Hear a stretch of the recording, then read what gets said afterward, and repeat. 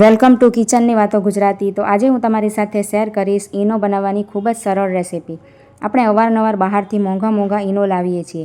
એના કરતાં આપણે ઘરે સરળ રીતથી અને ઘરની સામગ્રીમાંથી ફક્ત 5 મિનિટમાં ઈનો બનાવીને તૈયાર કરશું. અને આ ઈનોનો ઉપયોગ આપણે જ્યારે પણ ગેસ કે એસિડિટી થાય ત્યારે, કે પછી તમે જ્યારે કેક બનાવો કે ઢોકળા ભજીયા કોઈ પણ ફરસાણની વસ્તુ બનાવો ને ત્યારે તેનો ઉપયોગ કરી શકો છો. તો જુઓ, બજારમાંથી આપણે જ્યારે પણ ઈનો લેવા જઈએ ને તો ફક્ત આટલો જ ઈનો આપણને 10 રૂપિયામાં મળે છે.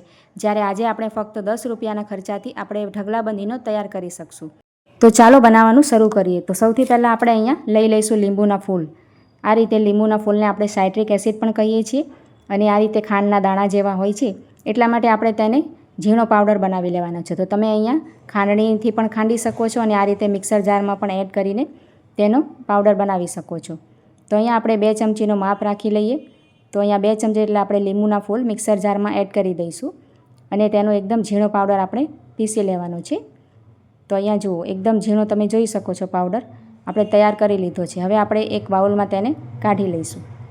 તો જુઓ, અહીંયા આપણે આ રીતે એકદમ ઝીણો પાવડર બનાવીને તૈયાર કર્યો છે. અને હવે આપણે તેમાં બીજી વસ્તુ ઉમેરવાના છીએ. તે છે આપણે અહીંયા જે ખાવાનો સોડા આવે છે ને તે. તો અહીંયા મેં ટાટાનો જે આવે છે ને સોડા તે આપણે લીધો છે. આ રીતના જુઓ પાઉચ આવે છે તે આપણે લઈ લેવાનું છે. તો તેને પણ આપણે 2 ચમચી એડ કરીશું. આ રીતે આપણે 2 ચમચી તેમાં એડ કરી દેવાનું છે. તમારી પાસે બીજો કોઈ પણ સોડા હોય ને તે પણ તમે લઈ શકો છો. અને આ રીતે બંને વસ્તુને સારી રીતે આપણે મિક્સ કરી લેવાનો છે. હવે આપણે અહીંયા સાદું મીઠું લઈ લેવાનું છે. અહીંયા તમે સિંધવ મીઠું પણ લઈ શકો. અહીંયા મેં સાદું મીઠું લીધું છે. તો આપણે મીઠાની માત્રા વધારે નહીં રાખીએ આમાં, કારણ કે વધારે મીઠું નાખવાથી આપણે ખારું પણ થઈ શકે અને મીઠું જે આપણે છે ને હેલ્થ માટે ખૂબ જ નુકસાનકારક છે. તો જો તમે સિંધવ મીઠું લીધું હોય તો તમે 2 ચમચી ઉમેરી શકો છો અને સાદું મીઠું આપણે ફક્ત આટલું જ ઉમેરવાનું છે. તો મીઠું નાખીને પણ આપણે સારી રીતે તેને મિક્સ કરી લેવાની છે ત્રણેય વસ્તુને. જુઓ, આ રીતે આપણે સારી રીતે તેને મિક્સ કરી લીધું છે. હવે આપણે ત્રણેય વસ્તુને સારી રીતે મિક્સ કર્યા પછી અહીંયા લઈ લીધું છે ઈનોનો પેકેટ. અહીંયા આપણે લેમન ફ્લેવરનો ઈનો લીધો છે. તો જો તમારે ઈનો એમાં એડ ન કરવો હોય તો તમે તેને સ્કીપ પણ કરી શકો છો. પણ ઈનો નાખવાથી તેનું રિઝલ્ટ ખૂબ જ સરસ આવશે અને એકદમ સરસ આપણે બનીને ઈનો તૈયાર થઈ જશે. તો ઈનો એડ કર્યા પછી આપણે ફરીથી બધા વસ્તુને મિક્સ કરી લઈશું આ રીતે. તો અહીંયા આપણો ઈનો બનીને બિલકુલ તૈયાર છે. આ રીતે તૈયાર થઈ જાય પછી તમે તેને કાચની બરણીમાં કે આપણે કોઈ પણ આ રીતની જે બરણી હોય ને, ડબ્બી હોય ને તમારી પાસે જે એર ટાઈટ હોય, એકદમ તેનું ઢાંકણ સરસ રીતે બંધ થતું હોય ને એવી આપણે એકદમ કોરી ડબ્બી લઈ લેવાની, જેથી કરીને તેમાં ભેજ ન લાગે. કારણ કે અત્યારે ચોમાસાની સિઝન છે એટલે આ વાતનું ખાસ ધ્યાન રાખવાનું.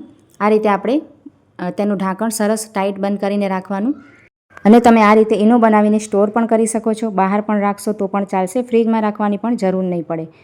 અને તમે એકવાર જો આ રીતે ઘરે ઈનો બનાવી લેશો ને તો બહારથી લાવવાનો ક્યારેય પણ આગ્રહ નહીં રાખો. એટલું સરસ બનીને તૈયાર થશે.